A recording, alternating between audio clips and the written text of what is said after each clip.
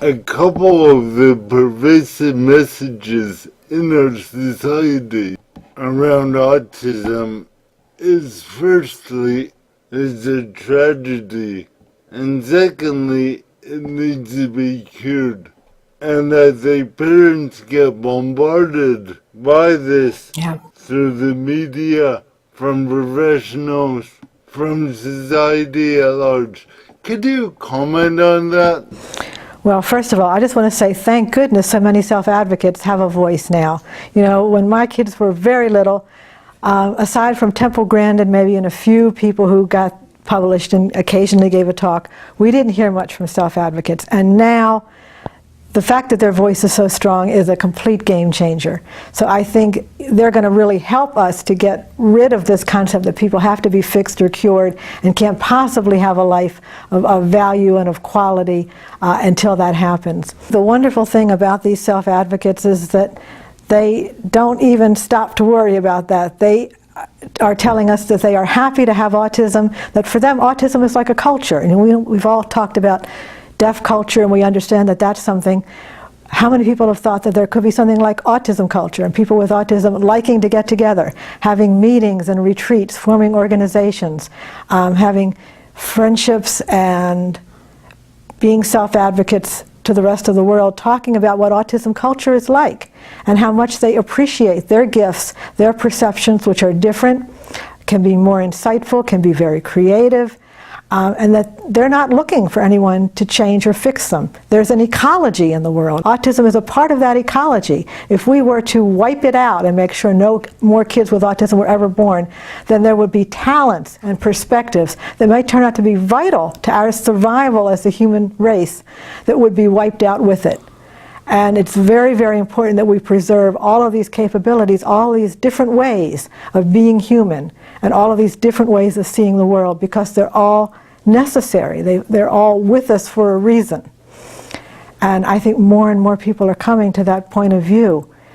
And again, I think this is hard to translate for parents who are in the thick of kids who are having tantrums and, you know, door that just got smashed in half. And you know, I can relate to all of this because all these things have happened to me too. You know, we've had our days, we've had our hard times. But I think we still have to help people get to the point where they can see this perspective that diversity is a good thing, and neurodiversity, as it's now been dubbed, is a good thing for one and all. But we also need to be very understanding of each other and of the times when we're tired and we're weak and we don't want to deal with it anymore one more day. We need to be supportive through those moments, because those are the times when even the most carefully built, loving familial system can go into temporary shutdown. And you know, we can't deny that or make people feel like they've been bad parents again. You know, we were bad parents because we didn't cure our child. Now we're bad parents because we're not loving every minute of this tantrum that our child is having. You know, we have to be realistic about the toll that these things can take on people. But we also have to be realistic about the fact that your kids are great kids, and we're going to get through this together, we're going to figure it out, and their life is going to be a beautiful life. It's theirs to explore. Alright, so are you saying that some adults with autism are actually living an enjoyable life with autism? Absolutely. And now I think of my oldest again, because he's just so wise. I've never preached to him about disability policy issues, and he has only, I think, the foggiest idea of what I do, because he's got a life and I don't want to burden him with all of this. He's never joined any autism advocacy groups or anything else.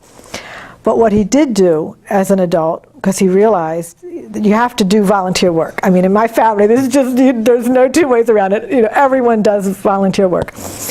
And it's part of being a citizen of your community. So he decided, he went out and chose that he was going to join the industrial workers of the world. You know, the old Wobblies that Joan Baez sung about. I dreamed I saw Joe Hill. The government executed them for, striking. So the Wobblies are still there, although they're an aging organization.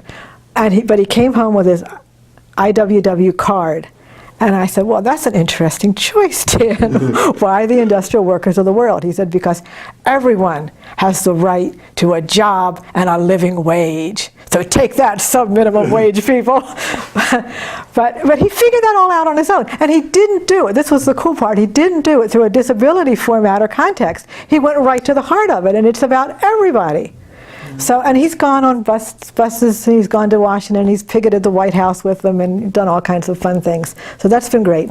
So then he decided he was going to join a second something in a volunteer capacity, and he joined a Quaker organization in Philadelphia called Books Through Bars. And I said, another sterling choice, Dan. Why Books Through Bars? Because no one should be locked away and have them throw away the key. And Books Through Bars gives books to people who are in prison so that they can learn and come out of prison ready to get a better job, have a profession. So they're kind of recycling textbooks and other kinds of learning tools. And so he goes and he packs the boxes. And again, he took the generic route that this was about everyone in society being threatened with possibly being ripped out of their homes and communities and imprisoned. He didn't think about institutionalization of people with disabilities, but in his mind it's all connected. And I think this is one of the really beauty things about why we don't need to cure people. We just need to have them connected. When they're connected with the bigger picture, they figure out then how they can be helpful within that big picture. If we're trying to cure them, we're isolating them. We're like putting them in a hospital wing, and this is the autistics over here and the something else over here, and we're giving them these awful labels, and we're thinking, you can't come out until you're fixed. But in fact, people know what the fixes are, and the fixes aren't medical. They're things like not being institutionalized, having a job and a good wage. Those are the fixes. So it's really been beautiful to learn from my son, who sees everything with such simplicity and clarity. If only we could elect him president, we would be good to go.